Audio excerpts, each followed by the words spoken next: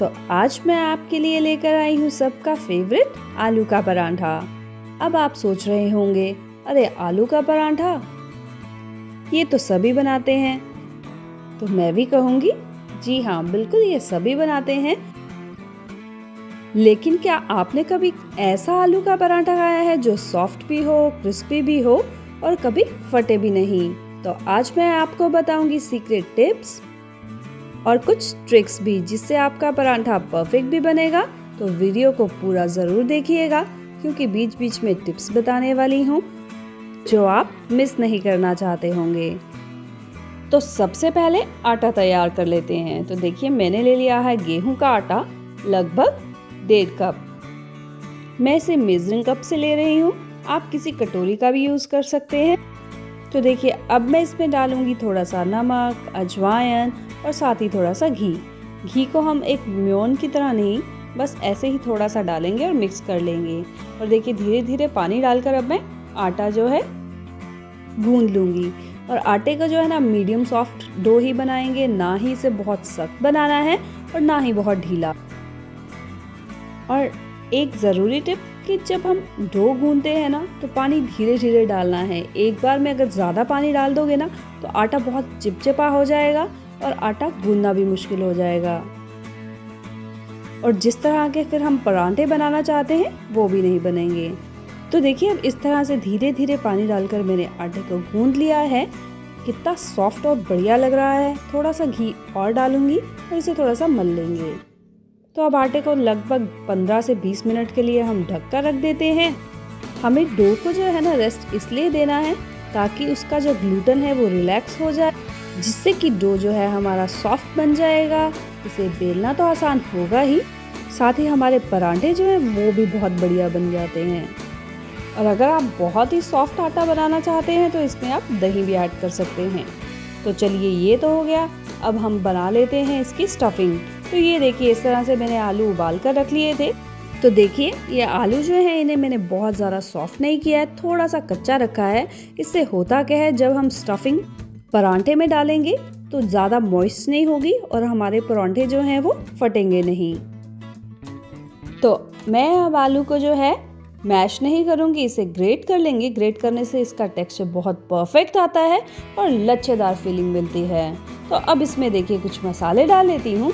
तो उसके लिए सबसे पहले मैं इसमें डाल लूँगी 2 टेबलस्पून भुना हुआ बेसन, जो स्टफिंग को बहुत बढ़िया बनाएगा, जिससे कि हमारे जो है पराठे जो हैं वो फटेंगे भी नहीं और स्वाद भी बढ़ेगा। और साथ ही अब मैं डाल लूँगी इसमें काली मिर्च पाउडर। तो देखिए अब इसमें डाल लूँगी मैं अजवाइन। हल्का सा इसे हाथों से रगड़ लेंगे, जिससे कि फ्लेवर जो है ना वो दुगना हो जाएगा। और साथ ही डालूंगी अब भुना हुआ जीरा पाउडर। और उसके साथ ही देखिए ये है मेरा सीक्रेट इंग्रेडिएंट सौंफ पाउडर, जिससे कि टेस्ट बहुत बढ़िया आता है।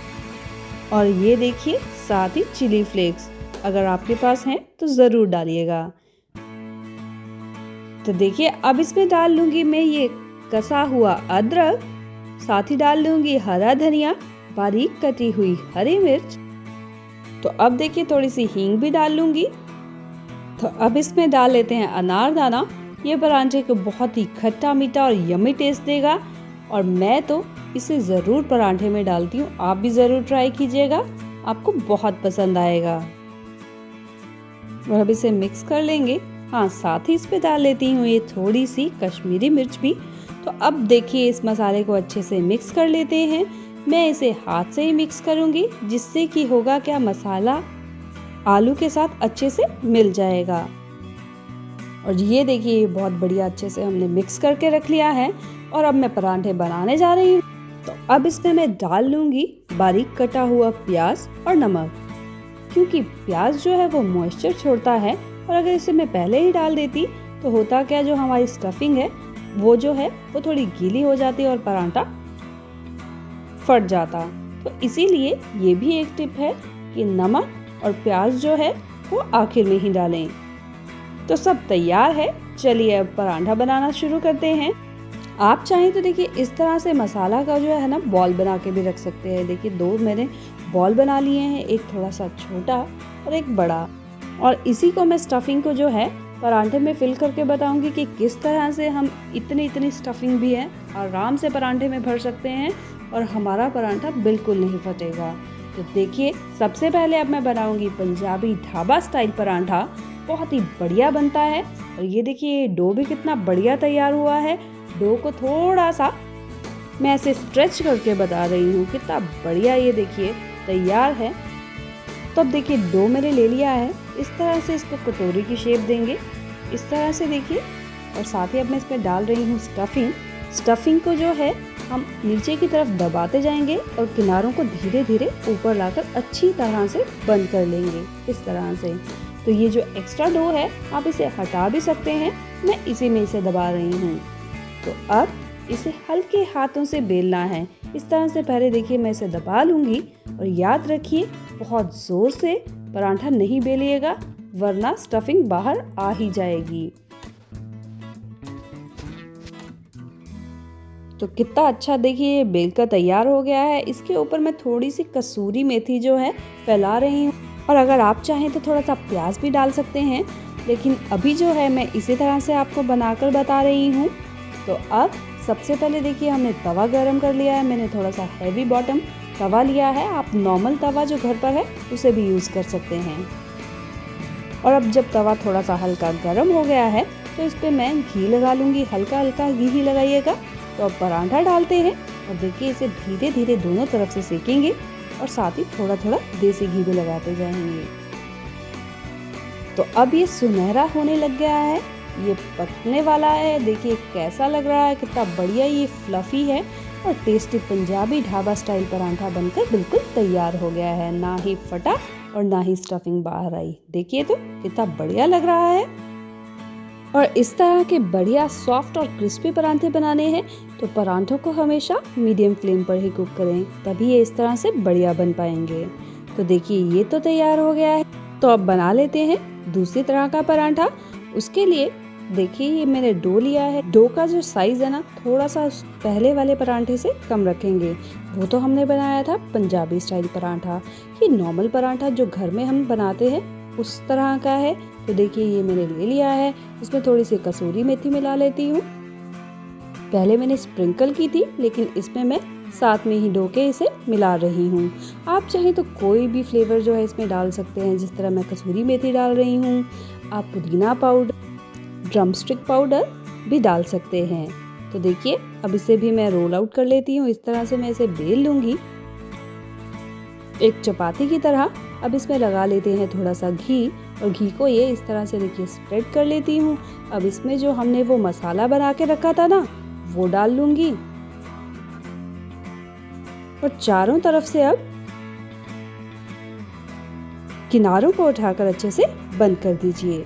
और ये देखिए ये एक्स्ट्रा डो जो है इसे हम निकाल भी सकते हैं। पहले में तो मैंने दबाकर बताया था, इसमें इसे मैं निकालूंगी, पर ध्यान रखिएगा कि बहुत ही आराम से निकालिएगा। अगर कहीं से टूट गया तो पराठे की स्टफिंग बाहर आ जाएगी। तो इसे अब थोड़ा सा सूखा आटा लगा के हल्के हाथों से बेल लेते हैं। देखिए कितना बढ़िया ये तैयार हुआ है। अब इसे भी तवे पर डाल दूंगी और कुकिंग जो है वो मीडियम फ्लेम पर ही करेंगे। तो देखिए इसे भी हल्का हल्का घी लगा लेंगे और ये भी बहुत बढ़िया क्रिस्पी सॉफ्ट हमारा पराठा बनकर रेडी हो गया है। तो दो तरह के पराठे तो हमने बना लिए। तो अब तीसरे स्टाइल का पराठा जो है वो उन लोगों के लिए है जो या तो जॉब कर रहे हैं या उन्हें पराठा बेलने में मुश्किल आती है। वो ये पराठा बहुत आसानी से बना सकते हैं।